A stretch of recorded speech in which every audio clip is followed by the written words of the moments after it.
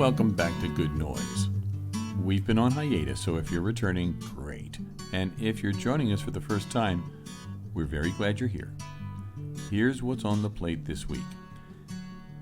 This is the Drilling Company's 25th year of production. Wow. We've had a lot of experience in new works and Shakespeare. We thought we would start 2023 talking about where they overlap. So where are our modern Shakespeares? What happens when a playwright decides to not only tell a story, but use verse? We thought we would take a look at a couple of playwrights who have embraced the challenge of verse in writing a contemporary play.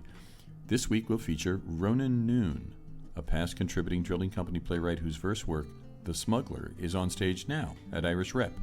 We're also joined by Mick Mellamphy, who plays the one and only role of Tim Finnegan. We'll follow next week with an interview with Brian Dykstra, who's been a frequent playwright presence in many past Drilling Company projects. So without further ado, here's the wonderful conversation we had a week ago with Ronan Noone and Mick Mellamphy about The Smuggler.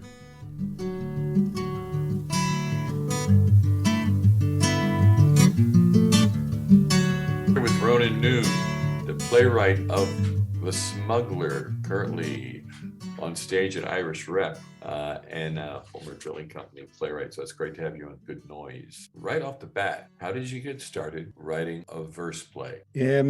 I was about 3/4 of the way through telling a story with one character, and suddenly, and it's not suddenly, a couple of the lines started rhyming, end rhymes, and I let it go, and then it happened again, and it clicked inside me that this was the bigger challenge. And so once the challenge was set, I realized that it also was connected to spectacle. And in terms of theater, that just attracted me immediately. Right. So I went right back to the beginning, and I had a look at it, and I said, let's see if I can rhyme this out. And I went from the top line and started rhyming. And it became a personal discovery rather than, was this going to be a good play? It was more of a challenge, almost like a jigsaw puzzle. And so it allowed me then to return to the basics of doing it for myself, not for anybody else. Did I expect the play to actually be performed? No. And I had actually come off a play where I'd had a bad review, and I said, I'm not doing this anymore. This is just soul destroying stuff. You're done with the You're just done with the theater. Just done with the theater. It's part of the business, but you do that. It just wraps around you in terms of darkness, and there's an easier way to try and live life. There's absolutely nothing worse. I'll tell you how bad it was. Metaphorically, this plays into it. After I heard the review, I went into my bathroom and sat beside the toilet and turned off the light.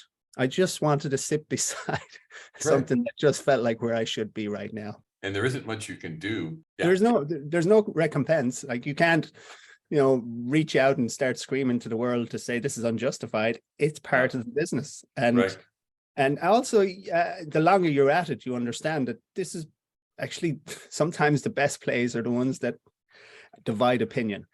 But you need to have toughened up your skin along the way. But what it does for you, for a writer anyway, for me, is so it allows you to step back, realize you never want to do this again, which goes against your very nature, because why would you do this unless you wanted to do it? Right. Time passes by, and then you make a deal with yourself to write another story, but never to share it with anyone, not to put it on a stage, not to give it to an actor. And so under those conditions, you come back to the very basics of why you did it in the first place, which is to just have learned the ability to be able to tell a story.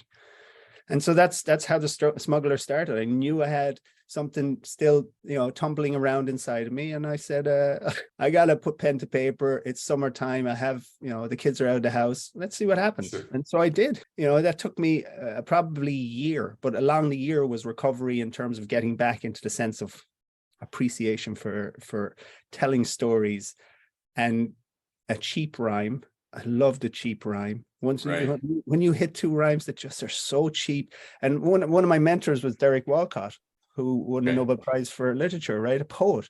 And he used to introduce me to Yeats's Purgatory and Krapp's Last Tape and plenty of other, but I know if he saw this, he would look at me and say, oh, it wasn't all just cheap. Some of them were expensive rhymes too, but it made me laugh. And once I started laughing, again, it's a great test. Then you can say, okay, we're on the right journey here. So, and slow recovery returns and you begin again. So this process, this was kind of a resurrection for you. Yeah. Absolutely. Absolutely. The height of the challenge was a little bit of the point.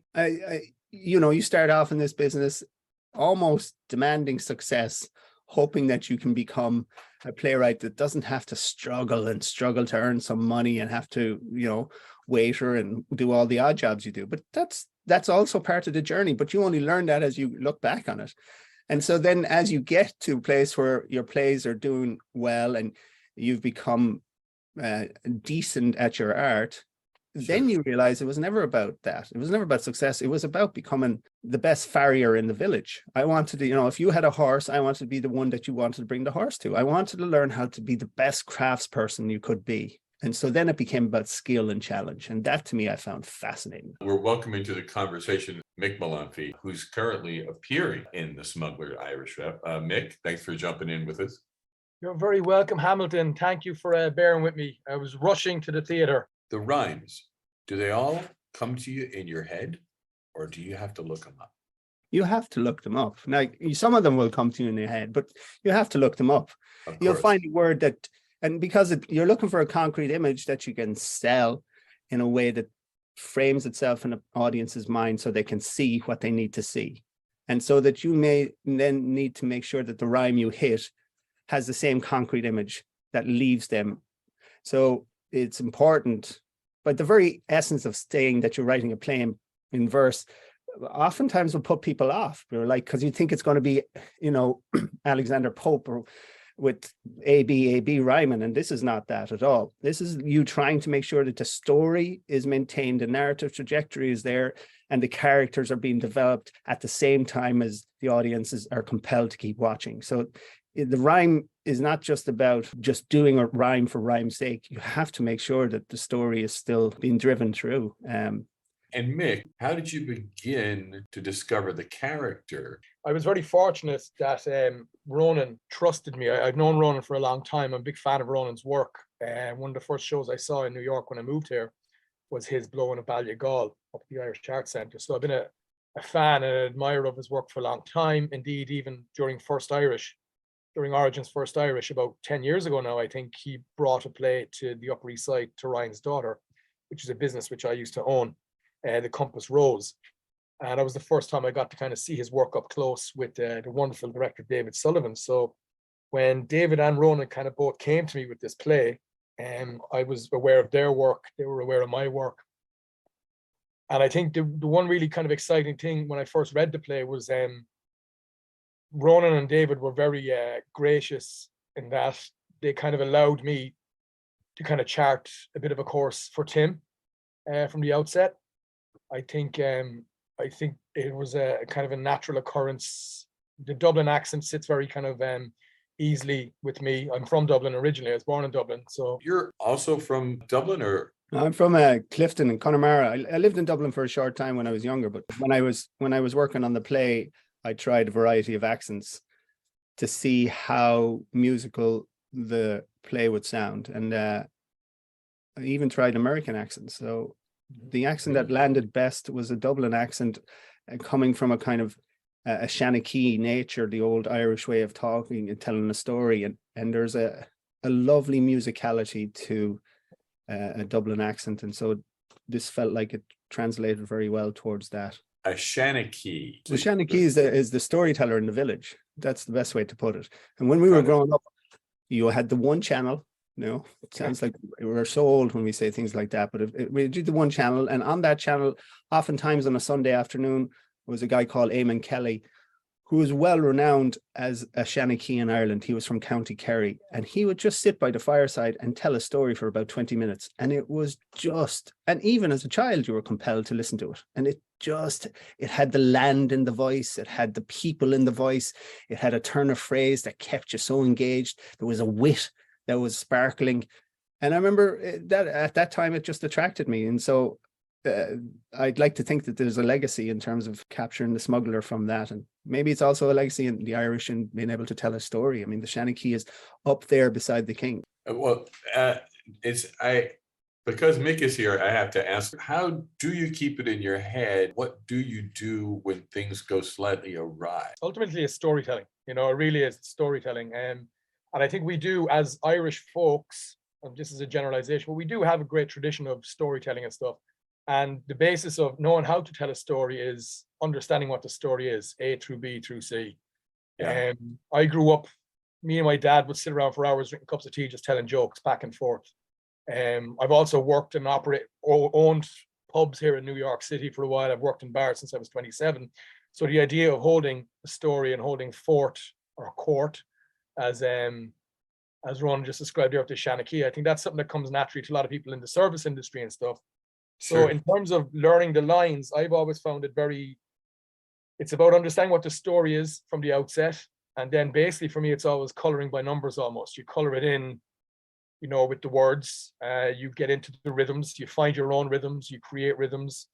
I find musicality was really, really helpful. I will sing the words to myself. I will distract myself. My wife was driven crazy because I'd be in the kitchen cooking for about 3 weeks with bits and pieces of the script hanging all over the place as I'm cooking and cleaning, and I'd look at it, go back to it, and just repeat. And just really getting into the bones of a play, trying to understand what every single word and what every single space means, and then coloring it for myself. And that's generally what my process is. Again, I've had this play sitting with me now for over 5 years. So there's a certain amount of learning that's already been done. Sure. Certainly the last couple of weeks, the last couple of months, the work that we've done, myself, Ronan and Connor, and our assistant Bailey here at the Irish Rep, Bailey Bass, really kind of helped us solidify it. And it's kind of helped me find a lot more now and kind of color it in as much as we can, you know. Describe a little bit, what was the process like? I had mentioned, that, and I don't know if even Mick knew this, but I had a bad review maybe 6 or 7 years ago, and I just went into the bathroom and I sat beside the toilet rather than sitting on it, and thought this is the best place for me. But to recover from that was I started writing this play, and obviously I did it for my own self. And so I maintained that as I wrote it over the next year. And so once it was complete, it's just natural for anybody who's in the theatre business to say, what's it like out loud? And so then you call up a friend against better reason, and you ask the friend to come over to the house. And then you have a few drinks with the friend and they start reading it, and you've now allowed somebody in. And so that happened. And then somebody else rang me and said, listen, we're doing this thing at a restaurant. Would you like to read anything new you have? And so, you know what, I'll do it myself. I'll just perform. I won't even give it to anybody else. And so I go to a restaurant, Herbalucci in Boston. It's me and 10 people. And I read the play from top to bottom. And I'm like, oh, this is somewhat enjoyable. And as it gets there, I bring it back to my old theatre. Then now I'm bringing it into a theatre, Boston Playwrights Theatre, where I teach and work, and I'm an alum of. And I play it with 2 characters. I just want to see what it's like if you just played it with 2 characters. So now you're just playing with it, but really what you're doing is avoiding the obvious. You want to put it on stage, which is what I was not wanting to do from the very beginning, because I was trying to recover. You're quitting the theater. Yeah, you made this play, and you're quitting the theater, and this play was getting in the way. And so I called up David Sullivan and I said, David, what do you think? And he said, Mick. And I said, yes. And I said, okay, what do you think we should do? And he said, I'll ring up George Heslin and ask him if he wants to put it up at the Origin First Theatre Festival in 2019 and ask Mick. And I said, great. And so Mick came involved then with David and myself. And again, there's no money involved. It's just pure love of theatre and asking of people of their time, sweat equity and everything. And Mick learns off 9,000 words, performed for 5 performances at the first Origin Fest in 2019. And David directs him. and it has its first performances in New York City, and it wins an award for best playwright, and that springboards us off into the unknown. And again, that journey was probably three years, but the recovery in terms of allowing myself back into telling stories and enjoying it, that was immense, and in many ways that's what The Smuggler has done for me. It's crucial. It seems to have happened right before COVID, which obviously was a time when you probably wound up doing some writing because you'd gotten more of a sense of the theater again in yourself. Is that wrong to assume? No, it's not wrong to assume. If anything, I had a play that I had written many years before that called The Second Girl, and which was quite, dark and kind of miserable. And COVID brought me back into the light. Like if we're going to live under the place where we're not allowed to see each other, then you're going to have to look at things to make the world amazing. And so you start looking at the grass, and then the flowers pop up, and you're like, that's amazing. The sun comes up every day. And so I started looking at the world for the amazing things in it, and that then brought the positivity back into the plays. And then I returned into Thirst, The Second Girl, and turned that into a much more buoyant and bright thing. And then I had Smuggler beside me, and so that's what I worked on over those time then when I was during COVID. Well, you mentioned Origins First Irish and George Heslin, who was the artistic director then, and which is apropos moment to mention, of course, now the artistic director of Origins First Irish Festival is Mick, who's here with us right now. So now there's this verse play. How did you wrap yourselves around the idea of getting an audience for a verse play in New York City? Well, we were due after the springboard that Ronan just spoke about, with the play getting the recognition it really deserved from Origin First Irish back in 2019. Kieran from the Irish Rep, Kieran O'Reilly, approached us, came to us basically with an interest about it. And then we were scheduled to actually do it. Rehearsals were due to start on St. Patrick's Day 2020, which was basically the day before, the 15th of March, when everything shut down in the city. So, it's really a testament to Ron's tenacity, but also the support that we received from everyone here at the Irish Rep, that, even through COVID, they always had it on the calendar. And when we kind of came out the other side of COVID with, yourself, all that's going on in the off-Broadway world here in New York, it's not easy at the moment, but they really stuck with us, and they figured out a time for us to get it on. So obviously they were convinced that in the pre-COVID days that this was a story that they could get bums on seats for. In the meantime, I took over the role at Origin and still had this idea to kind of get this up on stage. So again, it's like what Ronan said a minute ago, the sweat equity that so many people put into these projects and put into the life of a play. It's just really amazing to see. It's for me personally as well, just with my role as Origin recently with the First Irish Festival.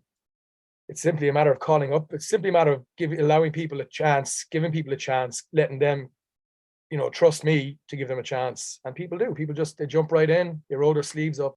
How it would get produced, that was far from all of your consideration when you began that, because you were at a different place as a playwright. Oh, certainly. The last thing you think about is money when it comes to the theatre anyway, except how are we going to get it to produce something? If you can get a play to have a life, then that's the magic. That's when that occurs. But in this case, you often hear of the anecdote of the play that you don't expect anybody to pay attention to becomes the play that they pay attention to. It goes back down to Mick taking on the role in the first place, saying, I'm going to do this and learn 9,000 words. And by the way, sorry to interrupt, and also rehearse Shadow of a Gunman. There's a certain amount of insanity. There's a certain amount of insanity involved in all this too, lads, Yeah. That's right. Yeah. I forgot. They were doing the trilogy, Sean O'Cason's trilogy. He was in 2 of the plays, and he was learning this 9,000 word roll off at the same time. And so you really, it goes back to the testament to do theatre, you have to love theatre. And so the question you rarely ask is what I'm getting paid. It's more often, is this a juicy enough role for me to sink my teeth into to make me a better actor? And obviously that's what happened with Mick as well. And you can see too that it's paid off. Did you have any inspirations as a verse playwright? I don't know if I came into the project thinking I'm a verse playwright. I just saw myself as a storyteller. the challenge of how to tell the story in the best way. I find that if you are going to try and bring people into the theatre and get them out of the couch from Netflix, you're going to have to offer something that gives them a sense that they are immersed in the theatre. Not always has to be immersive, but I understood that if we put this in a bar and we actually turned the audience into customers and we told a story around them, and you had an actor like Mick who is able to work while telling a story in rhyme, that's an extra spectacle, and serving them drinks and spinning bottles. Then suddenly you realize, oh, I'm going to get off the couch and spend the $50 and go and enjoy this as an experience. And then if the ideas in the play actually resonate, then it offers conversation too. But that's how I see theatre in many ways. I think you're in a battle against so many other ways to actually enjoy your evening time. So you better bring them something that makes them say that was worth it. And that's how the Smuggler kind of started evolving as well. So it was the theatricality of it as much as anything else that really inspired you. Yeah, absolutely. And I mean, I mean, in terms of inspirations, you have to think back to stuff like obviously the Irish have, you're inspired by the fact that we are storytellers. We grow up with the sense of who can tell a good story, who's able to tell a story. Do you leave a mark after you go to the big, great sky? Have you left a story behind you? These are things we measure ourselves by. But then you read the greats as well along the way. And, you know, the Crap's last tape is something that just lies there with you. And you look at Purgatory, it wasn't just about the story all the time, but it was also about the challenge and how to tell the story. And yeah, it's a lovely experience because you're kind of on your feet. You have to operate like you are very much like a boxer in a ring. You don't know what's kind of coming at you. There have been some wonderful experiences of people really kind of engaging. Really interesting what happened last Friday. The first few minutes, basically you are in Tim's bar. You're basically in a pub, he's serving you. And there's a little bit of banter going back and forth as I'm serving some cocktails to a few of the customers. And there was one lovely little gentleman in the front row. And my name is Mellamphy, which is a very unusual name. There's not that many Mellamphys out there, you know. This one gentleman in the front row, so he says, hi. He says, I just want to let you know. I says, yeah. He says, my name's John. I said, nice to meet you, John. He said, yeah, my name's John Mellamphy. So now, of course, I'm preparing. I'm in the show. I'm preparing to get stuck in. And of course, for a moment, it took me out of it because I was about to be like, oh, Jesus, where are you from? And so my first question was, how do you spell it? And he said, Mollanphy, which is different to mine. Mm-hmm. But I caught myself. And I said, look, John, I said, it's really nice to meet you. My name's Tim Finnegan, but I know a guy in New York called Mick Mellamphy. He's an actor. Not very good. He's not very good. He's actually kind of crap. But I'll let him know that. I'll let him know you're asking. And nice transition. And the poor guy almost fell off the chair laughing because I was about to go with it, you know. Yeah. Did you have two people at the end of the performance went up and hugged you while you were doing I just one couple sat at one of the tables, and of course you're having a bit of banter. People have tipped, they've left tips and everything. It's great. But there was one couple one night I went out with her husband or boyfriend or whoever, but she was wearing a pair of Christian Louboutin shoes, which the red soles on them. So of course I picked eyes. Louboutin. She was like, "Oh my God, you know Christian?" I was like, "Of course." So I went into why all the soles of his shoes are always red, because he was surrounded by sisters and he used to paint their nails red, and he thought it was so feminine and sexy.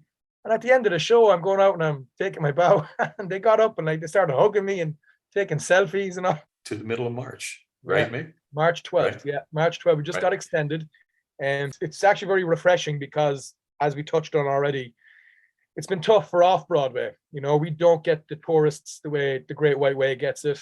You know, we rely on our audiences from with around 25 miles radius around New York. So they've really been coming back out now at the very start of this new season for the Irish Rep. Between us and, of course, the wonderful show going on upstairs, Endgame. Yeah, we're all very, very happy with just the fact that we're filling them up every night. We're packing them in, and I've got relations and friends and family calling me saying, why can't I get tickets? Like, you want to go to irishrep.org if you want to get some tickets, and you should get them fast. So we're going to give a big thank you to Ronan Noone and Mick Mellamphy. Go see The Smuggler if you want to see terrific storytelling and verse in action. For all your listeners, Hamilton, there is a code for friends and family. It's Mick, M-I-C-K. You get your friends and family discount. Fantastic. Thanks, Mick. Thanks, Ronan. Thanks, there Hamilton. We are. And that is some good noise. Listen next week when we'll drop our interview with playwright actor Brian Dykstra and hear from another verse playwright just how and why he does it. Thanks for listening to Good Noise. If you enjoy the listen, you can go to drillingcompany.org and drop a ducat in the bucket. That's drillingcompany.org. That's right, write it down. Right on our website. Thanks for listening to Good Noise.